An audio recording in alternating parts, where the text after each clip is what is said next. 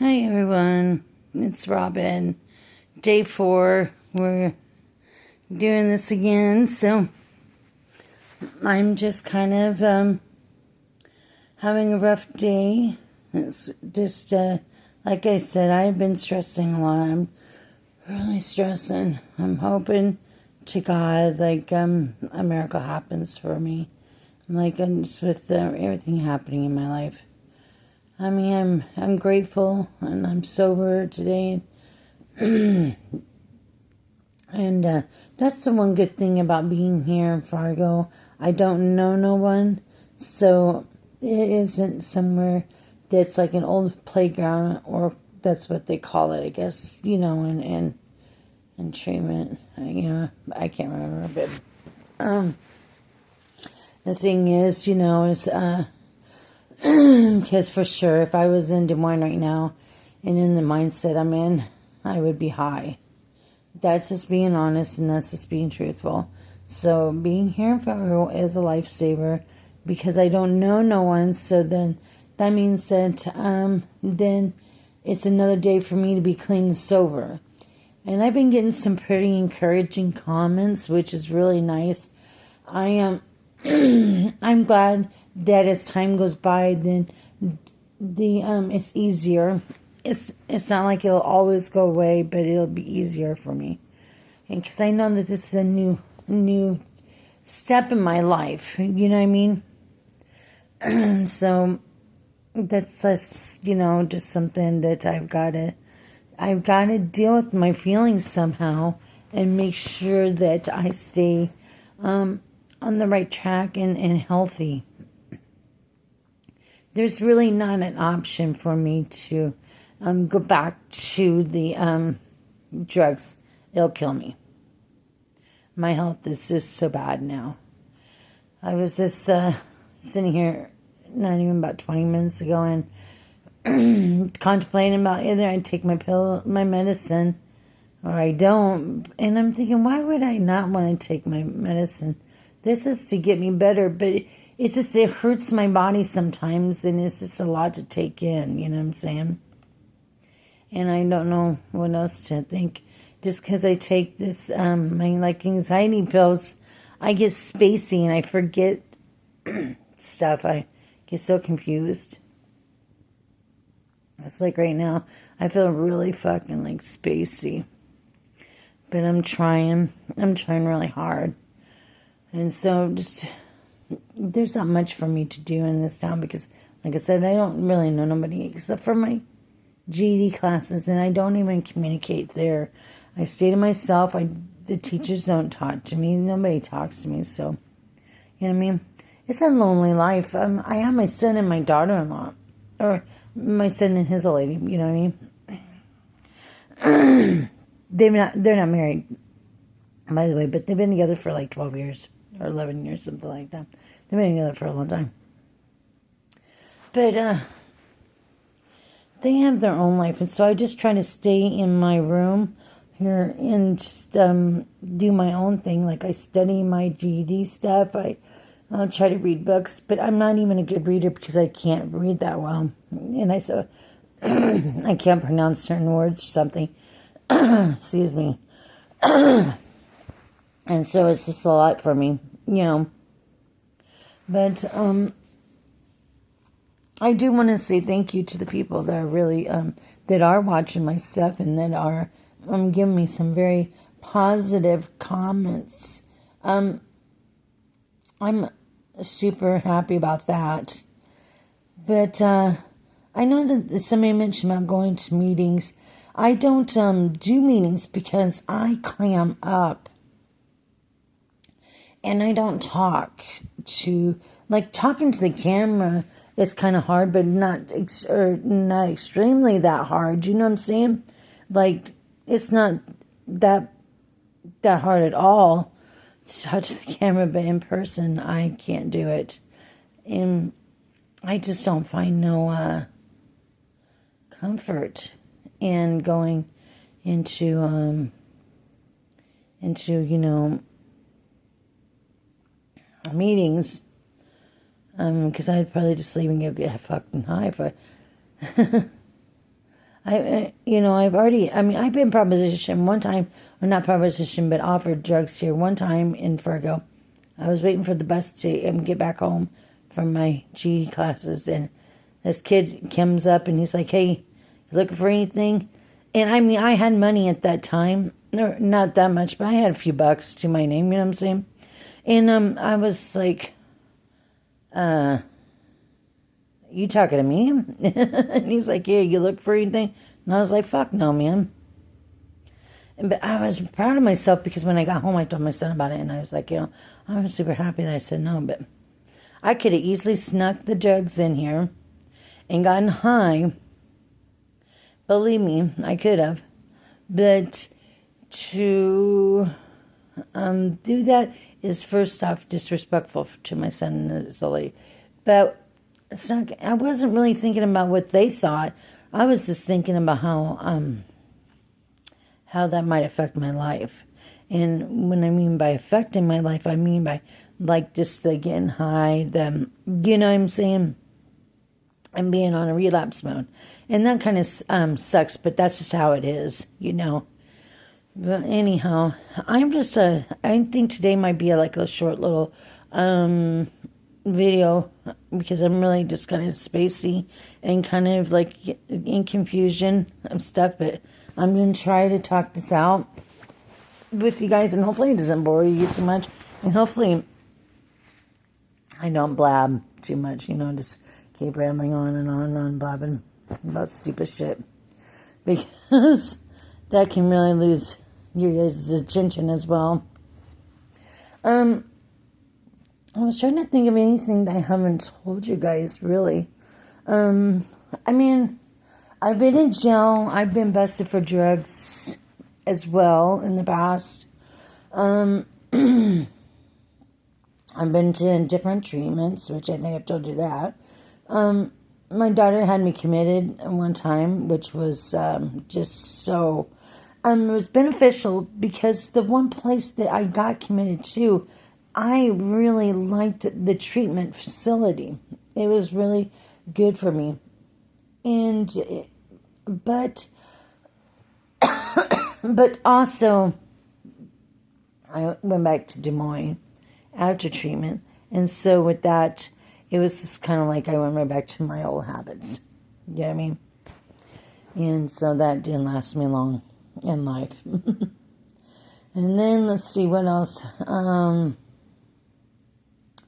don't know what else I could say, but I'm just happy that I'm here today just to share with you guys everything that's been happening. I am having a rough day, though. I am having a really rough day. Trying to, I don't know if anybody in the Fargo area is listening or watching my videos, but I can really use a job. So if you know somewhere that's hiring, they would give me a chance. Please drop me, a comment or something. I don't know how people could get a hold of me, but I'm not really too worried. In the perspective, if you, I think I left my email on my YouTube. I'm pretty sure, but just leave a comment. I read every comment so far that I've gotten. I don't expect to ever get any thousands and thousands of comments, so that's a kind of a good thing. But we'll see. You know what I'm saying? It would help if I can make some money off these, but I know I can't do that because I gotta, you gotta pay to make money, and that's okay. I'm really at this time just trying to kind of talk my shit out and have other people listen to my stuff. I'm not a good storyteller, as you could tell. But other than that, I'm just really stressed. I really, really wish I had, my own kind of income coming in. I'm hoping that I get accepted for this disability, because this is something that's just really important for me. And it's hard. Like right now, I'm having like this hot flash, and this is from that medicine, so I'm sorry if you guys hear my fan, but I have to have this fan on me for a minute, because like this medicine, it makes me fluctuate with heat. Like I'm burning up right now.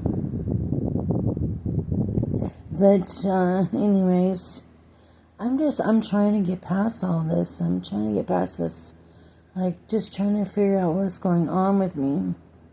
I'm wondering if I'm going to be okay. I know that I'm going to be fine.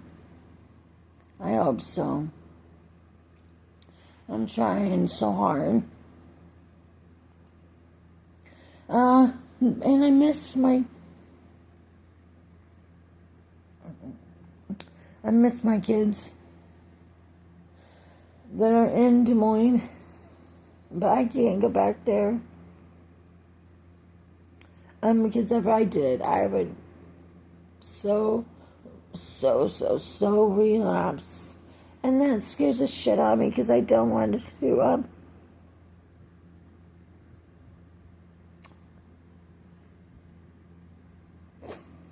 I don't want to relapse.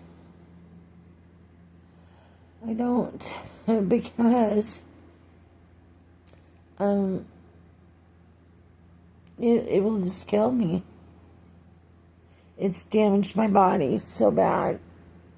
I can no longer, and if I say this is crazy, but I can no longer enjoy my high, because it would just kill me. And when you're thinking, enjoy a high, well, not enjoy, but in my addictive way of thinking, it's an enjoyment. It gives me joy.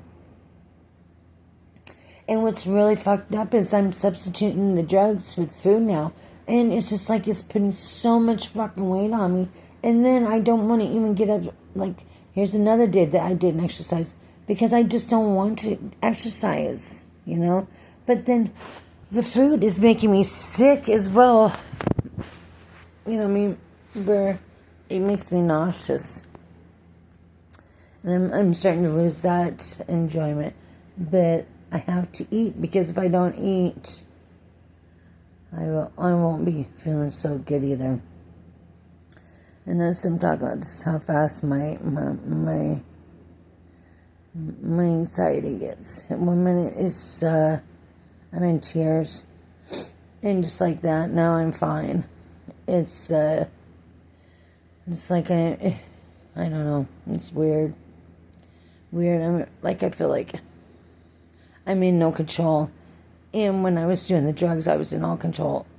And I know people say you can't be in control of your drug, but I knew how much I wanted to get high. If I wanted to get really, really high, or if I really didn't. If I just wanted to get high to get past the not feeling so good. You know what I mean? And feeling suppressing my feelings. You know what I'm saying? And if that is, this is really mental health. This right here, as you just saw, is mental health. And it's sad. It's really sad. And I try to my best to show. I'm just showing you what a real person goes through. It's sad that I need to share my story like that, but I don't wish this on no one at all. I mean, I don't have my life at all in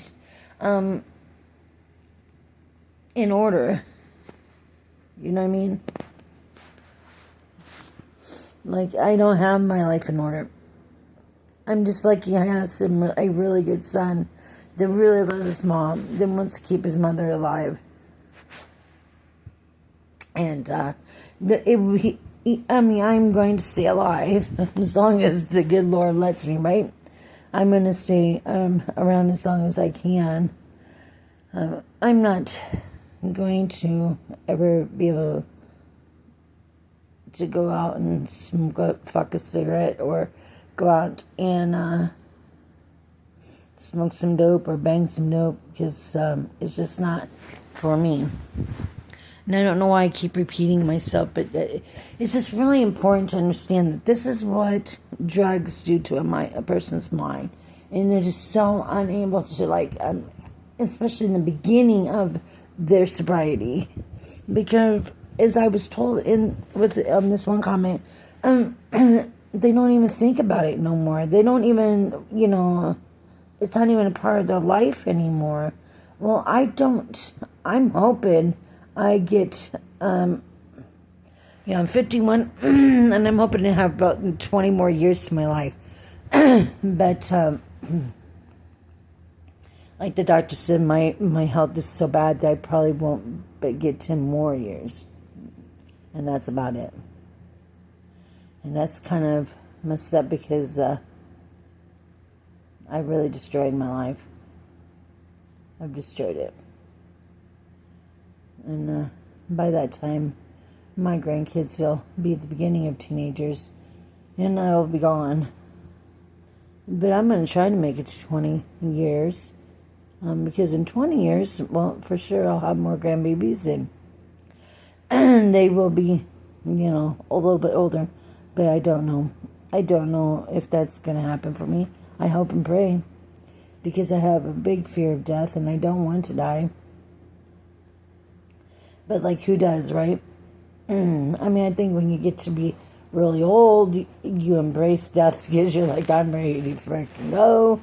But I don't want to go because I want to live forever. And I want to live until I can't. But I want to be old, I don't want to leave. I want to start over again somehow with my life as a clean, sober person. Go to school. I wish I could get some brains.